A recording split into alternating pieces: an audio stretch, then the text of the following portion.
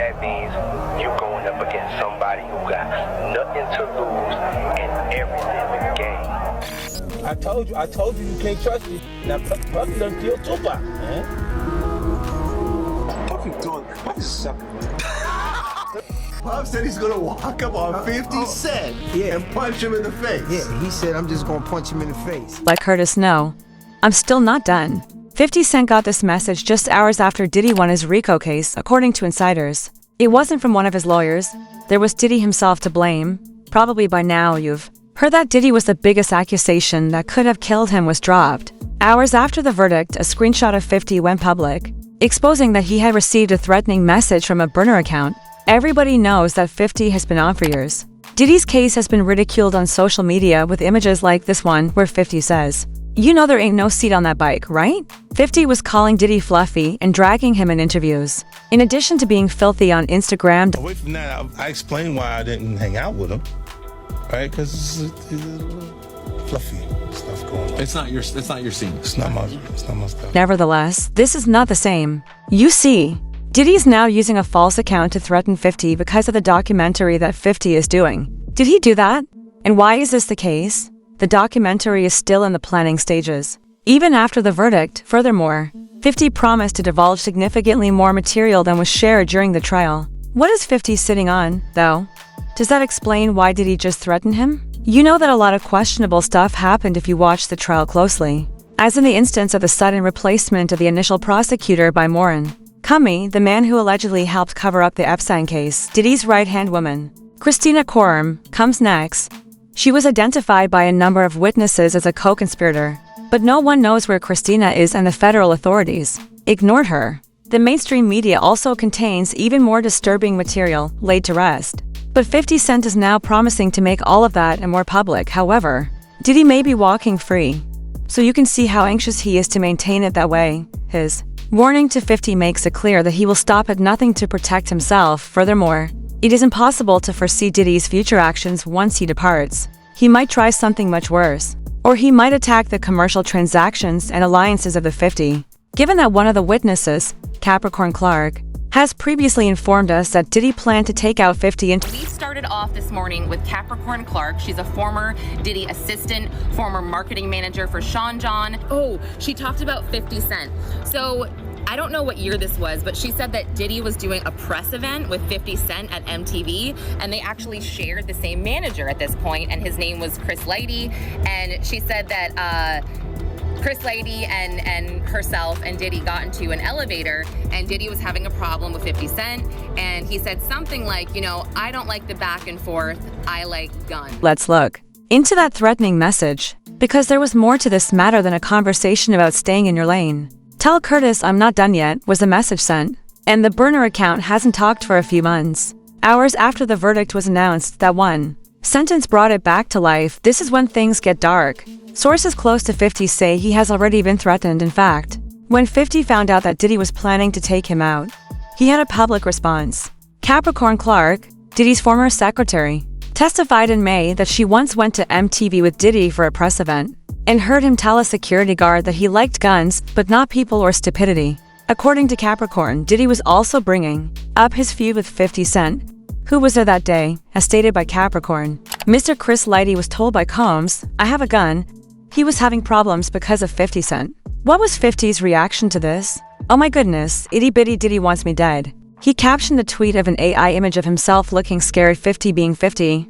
"I have to conceal. I suppose I'm going to hide out at tonight's playoff game. However, this is the item." We were all still convinced that Diddy would be given a life sentence when this happened in May. However, the jury found Diddy not guilty of 3 of the 5 charges, and he managed to escape the most serious charge, RICO conspiracy, according to NBC News. Diddy was charged with 2 counts of transportation for the prostitution of Cassie and another woman named Jane.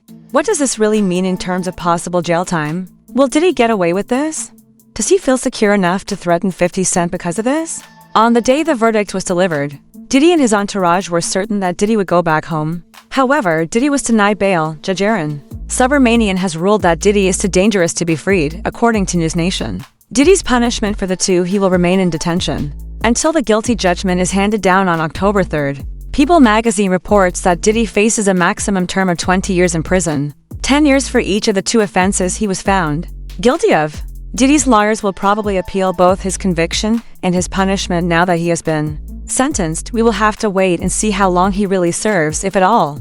Let's return to 50 Cent now. What's to make matters worse, Diddy has not yet received a sentence, but he's already promising revenge. He knows, for instance, that he is free.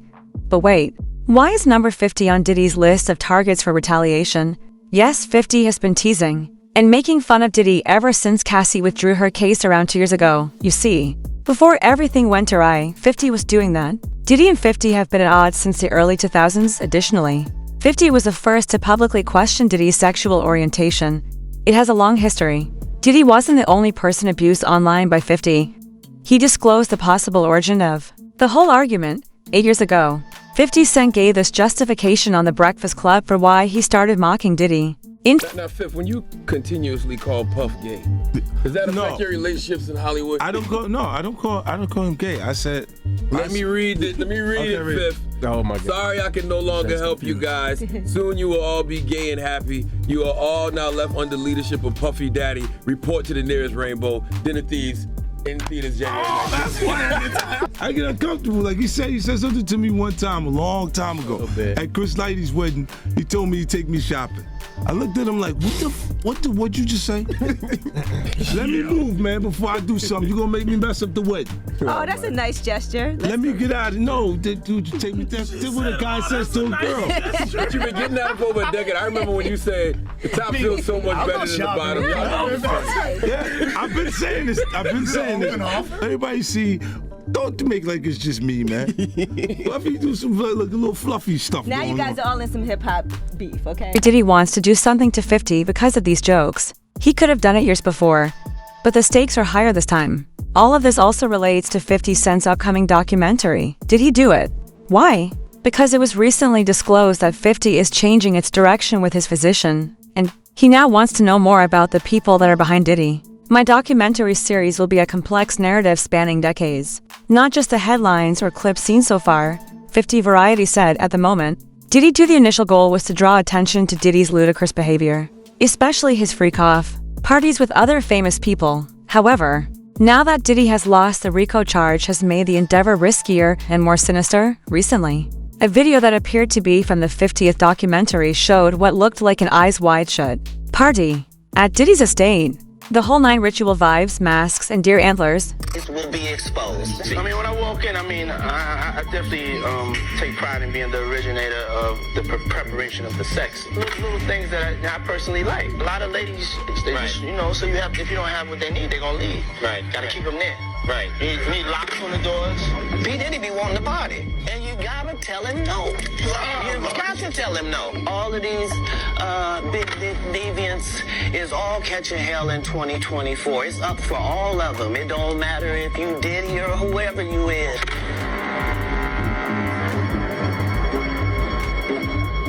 The tape is real. The 1950s documentary will show a far darker side of the story that most people don't know about. But the situation becomes even more dire. According to people close to the production, 50 decided to look closely at the parts of the story that were missed during the trial, and he wants to address the current problem. Put another way, the accusations are that Diddy worked for the government as an asset, and that the trial was staged to divert attention. Remember when Diddy was called a Fed by Kanye? Appears to have found evidence in favor of this theory.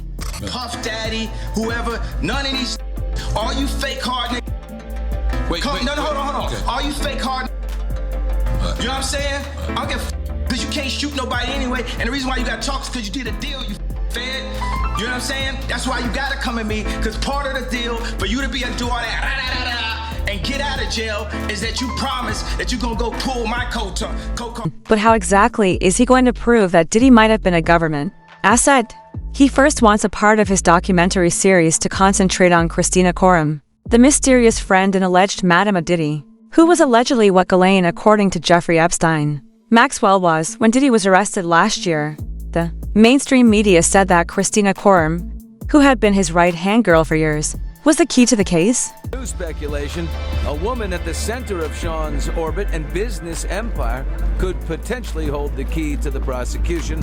She is Christina Korum, seen here with Diddy in Florida in November after he settled his case with ex-girlfriend Cassie Ventura.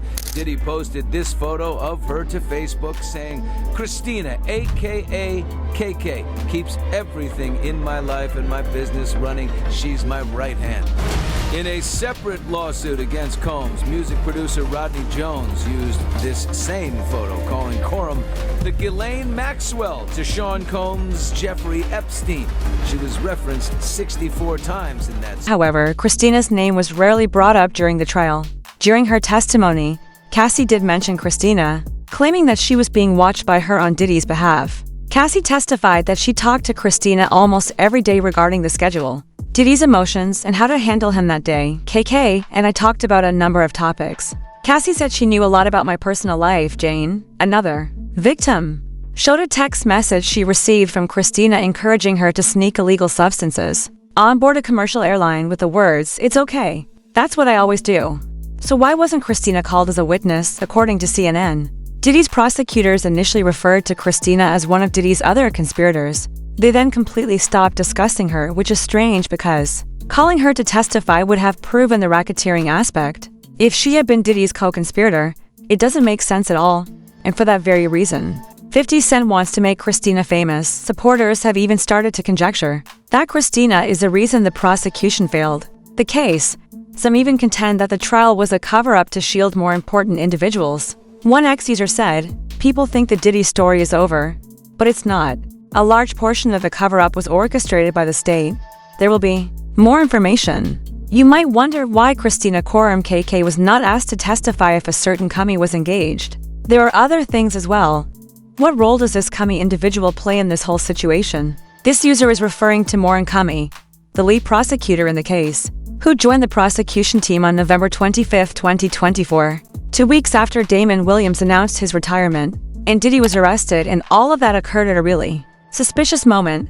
Damon Williams was in charge of Diddy right from the start. So why did he back out just before Diddy's trial? Morin is the same as the commie name in relation to the Epstein and Ghislaine Maxwell trial. Since Diddy's blackmail database allegedly includes information and video of well-known public personalities, media moguls, and corporate leaders, there are currently allegations that some U.S. government officials may have deliberately disregarded Diddy's blackmail plot or even assisted it. Federal agents apparently confiscated a large number of videos from Diddy's homes during the raids. The identities of the people on the tapes have not yet been made public.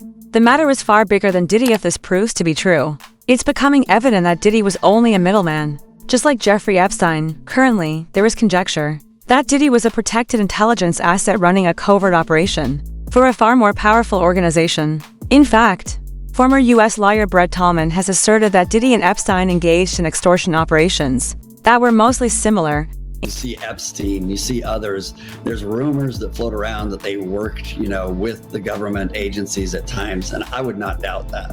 I would not doubt that there were CIA operations or FBI operations that were ongoing over the many decades in which many times these individuals were operating, criminally. And you go back to Epstein, and I was flabbergasted at the deal that, my colleague and friend Alex Acosta, the U.S. attorney at the time in Florida, offered to Epstein.